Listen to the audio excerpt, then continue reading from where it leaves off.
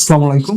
আমি doctor Faisal Kamal, general laparoscopic breast and colorectal surgeon, কর্মরত আছি বঙ্গবন্ধু শেখ মুজিব মেডিকেল বিশ্ববিদ্যালয়, যেটাকে আপনার পিজি হাসপাতাল আমি জেনে থাকি। আজকে একটা গুরুত্বপূর্ণ বিষয়, বাট সবার কাছে খুবই সাধারণ এবং সিম্পল মনে হতে পারে, এই সম্পর্কে কিছু কথা বলবো। সবার জেনে নেওয়াটা খুবই গুরুত্বপূর্ণ। আমরা আসলে দেখা যায় যে কোনো চিকিৎসকের কাছে আমরা বিভিন্ন রোগ শোক নিয়ে যাই, এবং আমরা সার্জনের কাছে জীবনে কারো না কারোর কোনো না কোনো সময় যাওয়ার প্রয়োজন পড়েই থাকে। দোয়া করি কারো না পড়ুক, বাট অনেক সময় আমাদের আত্মীয় স্বজন বা আমরা নিজেরা বিভিন্ন কারণে যেয়ে থাকি সার্জনের কাছে। একজন সার্জনের কাছে গেলে আমরা দেখা যায় বিভিন্ন যখন চিকিৎসা পদ্ধতি গ্রহণ করি, তখন দেখা যায় একটা অপারেশন রিলেটেড বিষয় অনেক সময় চলে আসে। সাপোজ আমি কোনো সার্জিক্যাল ওয়েতে গেলাম, বা কোনো কাটাছেঁড়ার মাধ্যমে গেলাম, বা কোনো অপারেশনে গেলাম। অপারেশনের পরবর্তীতে কি ধরনের পরিচর্যা আমাদের দরকার সেটা সম্পর্কে আজকে বলবো। বুঝতেই পেরেছেন আমি আসলে অপারেশন পরবর্তী সময়কার কথা বলছি। অবশ্যই এটা ইনফেকশন নিয়ে। ইনফেকশন ব্যাপারটা আমরা সবাই কমনলি জেনে থাকি, যে কোনো কাটাছেঁড়ার মাধ্যমেও হতে পারে, সার্জিক্যাল পদ্ধতির মাধ্যমে হতে পারে, ট্রমা আঘাতের মাধ্যমে হতে পারে, অ্যাক্সিডেন্টের মাধ্যমে হতে পারে। আজকে আমরা সে বিষয়ে যাব না। আমরা প্রথমত বলি যে আমরা একটা সার্জিক্যাল অপারেশনের পরে কিভাবে পরিচর্যা করে নিজেকে সুস্থ রাখতে পারি। কারণ একটা অপারেশনের সফলতা কিন্তু নির্ভর করে শুধু অপারেশন নয়, অপারেশনের পরবর্তীতে পরিচর্যার উপর। এই পরিচর্যার ক্ষেত্রে চিকিৎসক এবং রোগীর উভয়েরই একটা বিশেষ ধরনের ভূমিকা আছে। প্রথমত হচ্ছে অপারেশন হয়ে গেল বা অপারেশনের পরে আসলে পরিচর্যাটা শুরু হয়, সেটি আমরা কিভাবে করব। একটা অপারেশন হওয়ার পরে আমরা কিছু কিছু পরামর্শ সার্জনরা বিশেষজ্ঞরা আসলে রোগীদেরকে দিয়ে থাকে। প্রথমত হচ্ছে আমরা যে অপারেশন সাইট বা যে জায়গাটা অপারেশন করেছি সেই জায়গাটা সঠিকভাবে প্রোটেকশনে রাখা। সেক্ষেত্রে আমরা প্রাইমারলি ব্যান্ডেজ দিয়ে থাকি, অনেক সময় বিভিন্ন রকম প্লাস্টার দিয়ে থাকি, বিভিন্ন রকম পদ্ধতি অবলম্বন করে থাকি। সেক্ষেত্রে চিকিৎসকের পরামর্শ অনুযায়ী সেই ব্যান্ডেজটি সঠিকভাবে সঠিক নিয়মে পরিচালনা করা, বা সেটা কিভাবে আমি মেনটেন করব সে বিষয়ে সুনির্দিষ্ট নির্দেশনা পালন করা। এটি কখন ভিজাতে পারবো বা পারবো কিনা, এটা খুলতে পারবো কিনা, এবং কখন এটি চেক করবো একটি ব্যান্ডেজ দেওয়ার পর।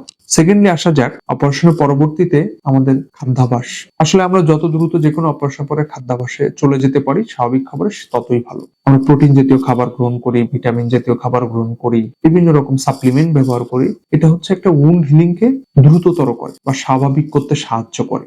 আমরা পর্যাপ্ত পুষ্টিকর খাবার গ্রহণের জন্য সতর্ক থাকবো, এবং আশা করছি এইভাবে গ্রহণ করব চিকিৎসকের পরামর্শ অনুযায়ী অপারেশন পরবর্তী সময়। অপারেশন পরবর্তী সময় আর্লি মোবিলাইজেশন আমরা বলে থাকি। সেটা হচ্ছে দ্রুত তার স্বাভাবিক কার্যক্রমে ফেরার জন্য হাঁটা চলা বা মুভমেন্ট করার জন্য আমরা বলে থাকি। সেক্ষেত্রে স্বাভাবিক রক্ত চলানটা বৃদ্ধি পায়, এবং রক্ত সঞ্চালন যখন স্বাভাবিক প্রক্রিয়ার ভিতর যেতে থাকে তখন ওই জায়গাটা দ্রুত সুস্থতর হতে থাকে, এবং যে কোনো ক্ষত বা ঘা শুকাতে খুবই হেল্প করে থাকে। এরপরে আমরা যেটা বলে থাকি মেডিকেশন, ওষুধপত্র আসলে আমরা একজন বিশেষজ্ঞ সার্জন বা পরামর্শ চিকিৎসক আসলে তার মতো করে দিয়ে থাকেন যে এই ধরনের জীবাণু এখানে সংক্রমণ হতে পারে, সো এটা এর থেকে প্রতিরোধ করার জন্য এই ধরনের ওষুধ আমার ব্যবহার করা প্রয়োজন হতে পারে। সেক্ষেত্রে চিকিৎসকের পরামর্শ বা সার্জনের পরামর্শ অনুযায়ী আমরা কি ধরনের ওষুধ গ্রহণ করব, কি ধরনের অ্যান্টিবায়োটিক খাবো সেটা আমরা নির্ণয় করব, এবং সেটা অবশ্যই সঠিকভাবে এবং সঠিক ডোজে পালন করব। এটা একটা গুরুত্বপূর্ণ অংশ। পর্যাপ্ত বিশ্রাম এবং আহার। পর্যাপ্ত বিশ্রাম খুব গুরুত্বপূর্ণ। অপারেশনের পরে নিশ্চয়ই তাড়াহুড়া করে আমি ভারী কাজে অংশগ্রহণ করব না,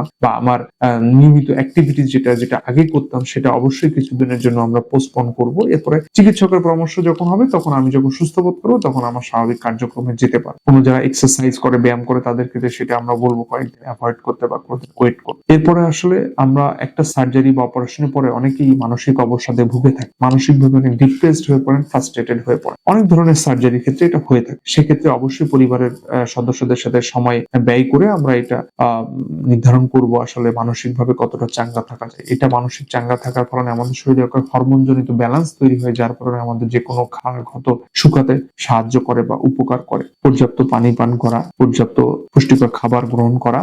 এছাড়া এক এক ধরনের সার্জারির এক এক ধরনের পরামর্শ দেওয়া হয়ে থাকে অপারেশনের পরে, সেগুলো সঠিক সময় সঠিকভাবে পালন করা। এবং যদি দেখা যায় কোনো ইনফেকশন বা কোনো অপারেশন সাইটে ইনফেকশনের লক্ষণ দেখা দিয়েছে, যেমন দেখা যায় জায়গাটি ফুলে গেছে, জায়গাটি থেকে রস বেরোচ্ছে, আমার শরীরে জ্বর আসছে, ব্যান্ডেজটি ভিজে গিয়েছে, বা অতিরিক্ত পরিমাণ ব্যথা বা প্রদাহ হচ্ছে, তখন অবশ্যই চিকিৎসকের পরামর্শ নিব, এবং এই সময়টি অবশ্যই আপনি সার্জনের শরণাপন্ন হবেন। কারণ আমরা অপারেশনের পরে রোগীদেরকে অনেক সময় বাড়ি পাঠিয়ে দিই, এবং এই ওয়ার্নিং সাইনগুলো আমাদেরকে বলে দিতে হবে এবং তাদেরকে বলে দিই যে এগুলো অনুভব করলে অবশ্যই আমার কাছে শরণাপন্ন হবেন।